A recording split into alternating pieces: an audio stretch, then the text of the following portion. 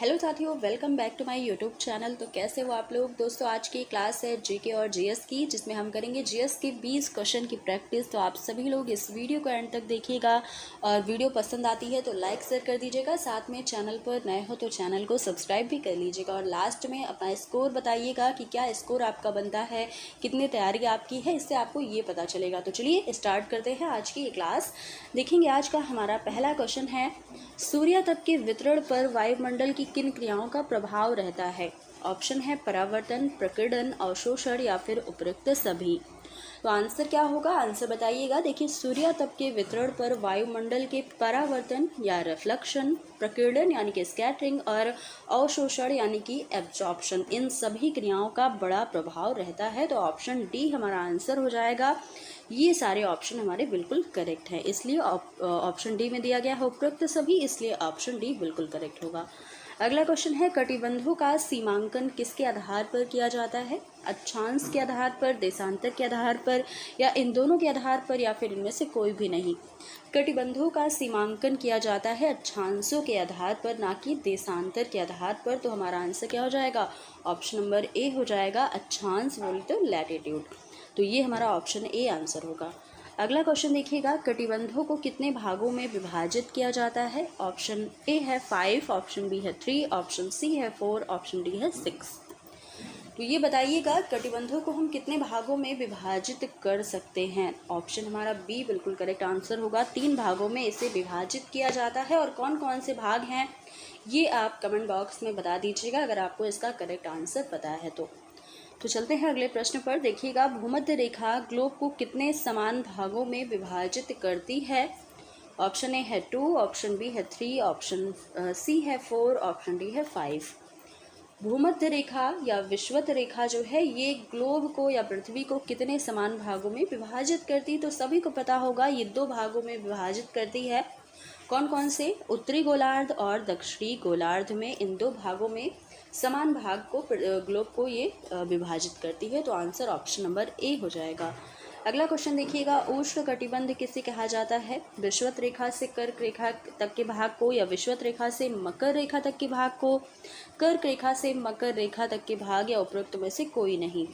उष्ण कटिबंध जो होता है ये भाग कर्क रेखा से मकर रेखा तक के भाग को कहा जाता है। तो आंसर हमारा हो जाएगा ऑप्शन नंबर सी।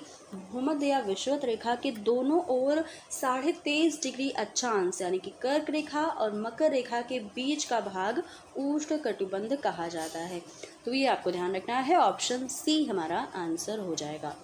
अगला प्रश्न है, भूमध्य रेखा पर सूर्य की किरणें कैसी होती हैं, तिरछी पड़ती हैं या लंबवत पड़ती हैं यानी कि सीधी पड़ती हैं या फिर तिरछी पड़ती है, या और भी दोनों सही है या फिर उपयुक्त में से कोई भी नहीं। तो आंसर कीजिएगा। देखिए, भूमध्य रेखा जो होती है या विषुवत रेखा, इस पर सूर्य की किरणें बिल्कुल सीधी पड़ती हैं। तो इसलिए हमारा आंसर क्या होगा, आप सभी को पता होगा, आंसर हमारा हो जाएगा ऑप्शन नंबर बी। और तिरछी रेखा पड़ती है ध्रुवों पर, तो ये आपको ध्यान रखना है, ऑप्शन बी करेक्ट आंसर होगा। अगला प्रश्न है, शीतोष्ण कटिबंध का विस्तार कितने डिग्री अक्षांशों के बीच पाया जाता है। ऑप्शन है 0 डिग्री से 23.5 डिग्री उत्तरी और दक्षिणी गोलार्ध, ऑप्शन बी है 23.5 डिग्री से 66.5 डिग्री एवं दक्षिणी गोलार्ध के बीच, 66.5 डिग्री से 90 डिग्री उत्तरी और दक्षिणी गोलार्ध के बीच, या फिर 30 डिग्री से 60 डिग्री उत्तरी और दक्षिणी गोलार्ध के बीच। तो आंसर क्या होगा, यहाँ पर आपको आंसर करना है जल्दी से। शीतोष्ण कटिबंध का विस्तार पूछा गया है, कितने डिग्री अक्षांशों के बीच पाया जाता है। तो आंसर हो जाएगा ऑप्शन नंबर बी, 23.5 डिग्री से 66.5 डिग्री उत्तरी और दक्षिणी गोलार्ध के बीच का भाग शीतोष्ण कटिबंधीय कहलाता है। तो ये आपको अच्छे से क्लियर हो गया, उष्ण कटिबंधीय का जो भाग है और शीतोष्ण कटिबंधीय का भाग। अब आगे देखिएगा, अगला प्रश्न है, समताप रेखाएं क्या हैं। काल्पनिक रेखाएं हैं या सभी स्थानों के समान औसत तापमान वाले स्थानों को मिलाने वाली रेखाएं होती हैं, या ए और बी दोनों सही है या फिर इनमें से कोई भी सही नहीं है। समताप रेखाएं या आइसोथर्म, ये पूछा है आपसे, आइसोथर्म क्या होती है। ये काल्पनिक रेखाएं होती हैं जो सभी स्थानों के समान औसत तापमान वाले स्थानों को मिलाती हैं, तो इसे ही हम समताप रेखाएं या आइसोथर्म कहते हैं। तो ऑप्शन सी हमारा करेक्ट हो जाएगा, क्योंकि ऑप्शन ए और बी दोनों इसके लिए बिल्कुल सही है। अगला क्वेश्चन है, शीत कटिबंध का विस्तार कहाँ तक है? 66.5 से 90 डिग्री अक्षांशों के बीच केवल उत्तरी गोलार्ध में, या फिर 60 डिग्री से 90 डिग्री अक्षांशों के बीच दोनों गोलार्ध में, या फिर 60 डिग्री से 90 डिग्री अक्षांश के बीच दोनों गोलार्ध में, या 66.5 डिग्री से 90 डिग्री अक्षांशों के बीच दोनों गोलार्धों में। आंसर कीजिएगा। अभी तक आपने जाना था उष्णकटिबंधीय, शीतोष्णकटिबंधीय, अब यहाँ पर पूछा गया है शीत कटिबंधीय का विस्तार कितना है। तो ये तो आपको पता चल गया कि कटिबंध को 3 भागों में बांटा गया है, और कौन कौन से? तो उष्ण कटिबंध, शीतोष्ण कटिबंध और शीत कटिबंध, ये 3 भागों में हम विभाजित करते हैं कटिबंधों को। तो इसका आंसर कीजिएगा। इस क्वेश्चन का आंसर हो जाएगा ऑप्शन नंबर डी, 66.5 डिग्री से लेकर के 90 डिग्री अक्षांशों के बीच का जो भाग होता है उसे ही हम शीत कटिबंध के नाम से जानते हैं। तो ऑप्शन डी बिल्कुल करेक्ट आंसर हो जाएगा। अगला प्रश्न देखिएगा, ध्रुवों के पास कितने दिनों की दिन और रात होती है? ध्रुवों पर पूछा गया है। तो ऑप्शन देखिएगा, 3 माह दिन होते हैं 9 माह रात, या 9 माह दिन 3 माह रात, विषुवत रेखा के समान, या फिर 6 माह दिन और 6 माह रात। तो ध्रुवों पर पूछा है कि कितने दिनों का दिन होता है और कितने दिनों की रात होती है। तो आंसर हमारा हो जाएगा, सभी को पता होगा कि ध्रुवों पर 6 महीने का दिन और 6 महीने की रात पाई जाती है। तो ऑप्शन डी बिल्कुल करेक्ट हो जाएगा हमारा। अगला प्रश्न है, भारत के किस भाग से कर्क रेखा गुजरती है? भारत के लगभग बीच से यानी कि मध्य से, या भारत के पूर्व और पश्चिम दिशा से, भारत के 23.5 डिग्री उत्तरी अक्षांश से, या फिर उपयुक्त सभी। तो आंसर क्या होगा? यहाँ पर सारे ऑप्शन बिल्कुल करेक्ट हैं। भारत के लगभग मध्य भाग से कर्क रेखा 23.5 डिग्री उत्तरी पूर्व पश्चिम दिशा से गुजरती है, और इस प्रकार भारत का उत्तरी भाग जो है ये शीतोष्ण कटिबंधीय और दक्षिणी भाग उष्ण कटिबंधीय भाग में स्थित है। तो ये हमारा आंसर क्या होगा? ऑप्शन नंबर डी हो जाएगा। सारे ऑप्शन यहाँ बिल्कुल करेक्ट हैं। अगला क्वेश्चन है, किन कारणों से पृथ्वी पर दिन रात का होना, ऋतुओं का परिवर्तन, ज्वार भाटे का आना और सूर्य ग्रहण और चंद्र ग्रहण का होना संभव हुआ है? ऑप्शन है, पृथ्वी की घूर्णन गति, पृथ्वी की परिक्रमण गति, चंद्रमा के द्वारा पृथ्वी की परिक्रमा, या फिर उपयुक्त सभी। आंसर क्या होगा? आंसर हमारा हो जाएगा उपयुक्त सभी, क्योंकि पृथ्वी अपनी धुरी पर घूमते हुए सूर्य की परिक्रमा करती है और चंद्रमा अपनी धुरी पर घूमते हुए पृथ्वी की परिक्रमा करता है। सूर्य चंद्रमा और पृथ्वी का इस विशेष संबंध के कारण ही पृथ्वी के धरातल पर दिन रात होते हैं, ऋतुएं बदलती हैं, ज्वार भाटे का आना होता है, और सूर्य और चंद्र ग्रहण भी संभव है इसी की वजह से। तो ऑप्शन डी सही हो जाएगा, यानी कि यहाँ भी हमारा सारे ऑप्शन बिल्कुल करेक्ट है। अगला प्रश्न है, पृथ्वी की गतियाँ कितनी हैं? 2 हैं, 3 हैं, 4 हैं, या फिर 5 हैं? तो पृथ्वी की 2 ही तो गतियाँ हैं, एक घूर्णन गति और एक दैनिक गति यानी कि रोटेशन और रिवोल्यूशन। तो ऑप्शन हो जाएगा, ऑप्शन नंबर ए करेक्ट हो जाएगा। अगला देखिएगा, पृथ्वी की घूर्णन गति किसे कहा जाता है? पृथ्वी द्वारा अपनी धुरी पर पूरब से पश्चिम की ओर घूमना, या पृथ्वी द्वारा अपनी धुरी पर पश्चिम से पूरब में घूमना, या पृथ्वी इस द्वारा सूर्य के चारों ओर घूमना, या उपयुक्त में से कोई नहीं। तो आपसे पूछा है कि पृथ्वी की घूर्णन गति क्या होता है। देखिए, पृथ्वी क्या है, एक कल्पित धुरी यानी कि एक्सिस पर सदा पश्चिम से पूरब दिशा में घूमती है लट्टू की भांति, और पृथ्वी की इसी गति को हम घूर्णन या फिर आवर्तन गति भी कहते हैं। तो ये आपको ध्यान रखना है। ऑप्शन नंबर हमारा बी बिल्कुल करेक्ट हो जाएगा। अपनी धुरी पर घूमती है पश्चिम से पूरब की ओर, ना कि पूरब से पश्चिम।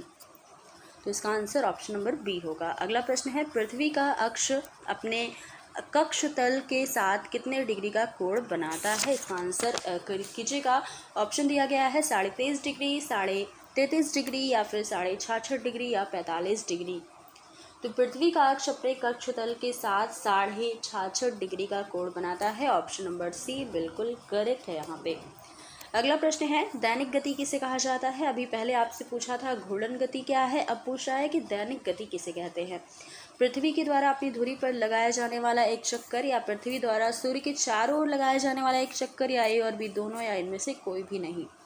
दैनिक गति जो होती है, ये पृथ्वी जब अपनी धुरी पर एक चक्कर पूरा करती है तो एक दिन होता है, और इसी से एक गति को दैनिक गति कहते हैं। तो पृथ्वी द्वारा अपनी धुरी पर लगाया जाने वाला एक चक्कर जो है ये दैनिक गति कहलाता है। ऑप्शन नंबर ए बिल्कुल राइट हो जाएगा। अगला प्रश्न देखिएगा, प्रदीप्ति वृत्त किसे कहते हैं? आर्कटिक वृत्त को, अंटार्कटिक वृत्त को, ग्लोब पर वह वृत्त जो दिन और रात्रि को विभाजित करता है, या फिर भूमध्य रेखा को? प्रदीप्ति वृत्त क्या है? ग्लोब पर एक ऐसा वृत्त जो दिन और रात को विभाजित करता है, उससे ही हम प्रदीप्ति वृत्त कहते हैं। तो ऑप्शन सी राइट होगा। अगला देखिएगा, पृथ्वी को सूर्य की एक परिक्रमा करने में कितना समय लगता है? 365 दिन, 365 दिन, 6 घंटे, 367 दिन, या फिर 364 दिन।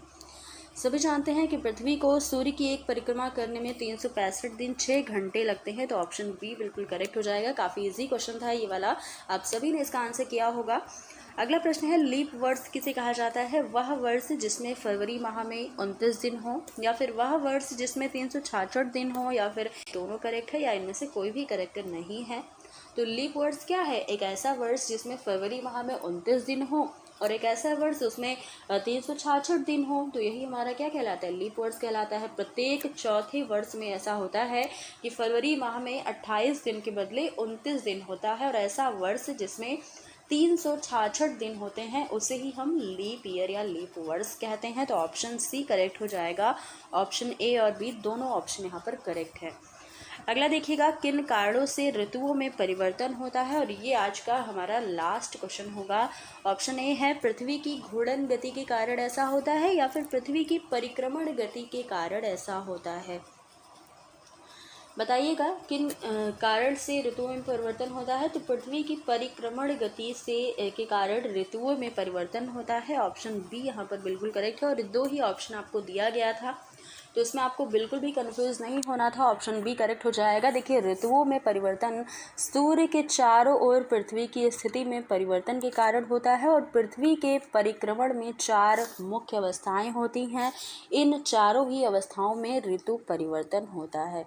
तो ऑप्शन बी करेक्ट हो जाएगा। इसी के साथ आज की हमारी क्लास यहीं पर समाप्त होती है। आपका कितना स्कोर बना है, आप अपना स्कोर बताइएगा, और कोई डाउट होगा तो ज़रूर पूछिएगा। साथ में आपको ये क्लास पसंद आई तो लाइक शेयर कर दीजिएगा। तो फिर मिलते हैं अगली क्लास में, तब तक के लिए धन्यवाद।